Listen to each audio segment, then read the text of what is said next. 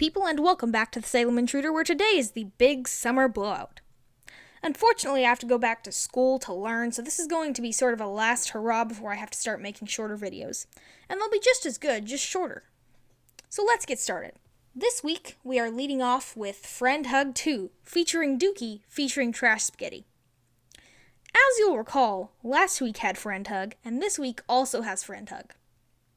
Now, the reason why Nicole is so upset in this picture is because Eric divorced her and is now in Africa, as some of you may know. But my favorite part about Friend Hugs is that they have a way of disrupting Rava. So this week, Ava, who was expecting Rafe to come home, cooked up some homemade spaghetti. Those manicotti. So Ava calls Rafe, and she's like, "Hey, come eat this spaghetti." Those manicotti. And Rafe's like, "I'm actually over at Nicole's, and I think I'd better stay over here a bit longer. She needs a friend," or some BS like that. So then Ava got mad, hung up, and took this entire tray of fresh food and threw it in the trash, resulting in the trash spaghetti. Those manicotti. Now the question is, how cringe was Friend Hug 2 really? Well, lucky for us, we have this newfangled device called the Cringe-O-Meter. Allow me to demonstrate. So, we simply drop in an image of a given event, and the real Dupree does the rest. The Cringe-O-Meter says that Friend Hug 2 was in the yellow, about medium cringe. It's hard to argue with this assessment. Next up, I'd like to take a few moments to comment on Samis Disappearance. As you can see, things are really going downhill for our friend's Team Saggy Gel. Sammy has recently disappeared after her falling out with EJ. Her relatives suspected foul play, then received text messages saying she needed some time alone. Now here's the thing. We the viewers know that Sammy has been kidnapped, and everybody thinks that EJ did it. And I mean, who wouldn't? Just look at him. Look at him. But I'm going to tell you right now, EJ is being framed by this man, Ron Carlivati. Just look at him. Look at how sly he is. He wants us to think that EJ did it. I alone know the truth. It was me. It was Ava. Ava is Nicole's friend, and she is mad that Sammy blew up Nicole's marriage. Nobody messes with Ava Vitale or her friends. And why would Ron Carlivati cover for Ava? Just look at his last name.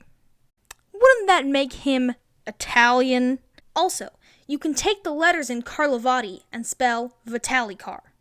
The proof is in the pudding, people. This concludes my thoughts on Sammy's disappearance. Next up, we're reviving an old segment, except this time it's Dance Party Plus. And do you know why?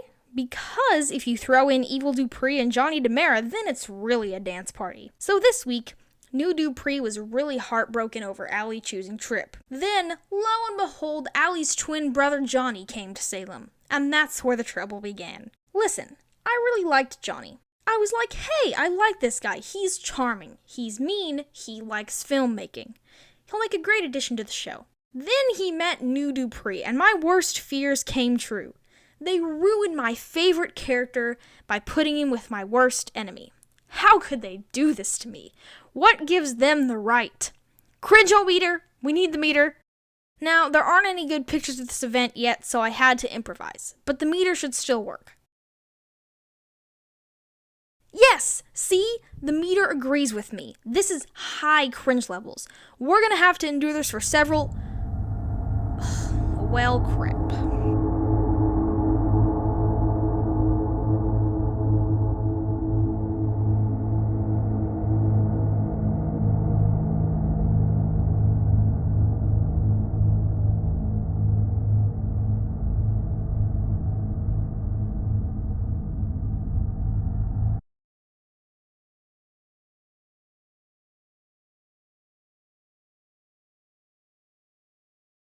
What now? How could you do this to me? Johnny showed such promise, such potential, and now he's in this cringy storyline with you. You're just trying to get back at me for making fun of you. Well, I've got news for you, Dupree. The only reason the writers put you with Johnny is because you are the only girl in the love heptagon that isn't his cousin. Not to mention, they find it comical that you've fallen for a male version of Allie. Uh-oh.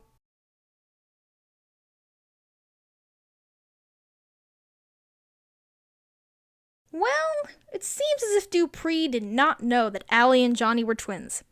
I can only imagine what reality-altering implications this will have. Oh well. This week, we're doing a special feature on 227. So, 227 was a sitcom that ran for 5 seasons from 1985 to 1990 and starred Marla Gibbs and your favorite Paulina, Jack A. Harry. The show was created as a starring vehicle for Marla Gibbs, who apparently played the maid on The Jeffersons. So, apparently, this show was about all these people that lived in a middle-class apartment building in Washington, D.C. The show and its actors were nominated for several awards and won 2 of them. The series became available to stream on Amazon Prime Video on July 15th, 2021. So, Lonnie's dad would be right here, Calvin Dobbs, played by Curtis Baldwin. And we go to the character photos and quotes, and there we have it. That is, yep, okay. Let's go to images. 227, yep, okay. Apparently this was rated TVG in its time. Would not be rated that now. Later, Marla Gibbs and Jack A. Harry were stunt cast as Lonnie Price's grandmother and mother, respectively, on Days of Our Lives. Wow, okay, yep, that's enough Google today. That's enough.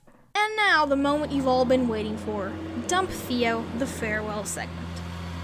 It's been a long journey, but we've made it.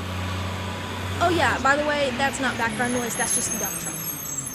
As I was saying, the Dump Theo movement has succeeded. Sierra and Ben are happily remarried. But with every victory comes casualties. We've lost Switch to Claire, and now we're about to lose Claire herself. Because Claire is going to Africa with Theo. Why would they take Claire away from us? Why must it be this way? But I suppose if we have to offer up a consolation prize to get Theo out of here, it is worth the sacrifice. Thanks for watching The Salem Intruder, and see you next week.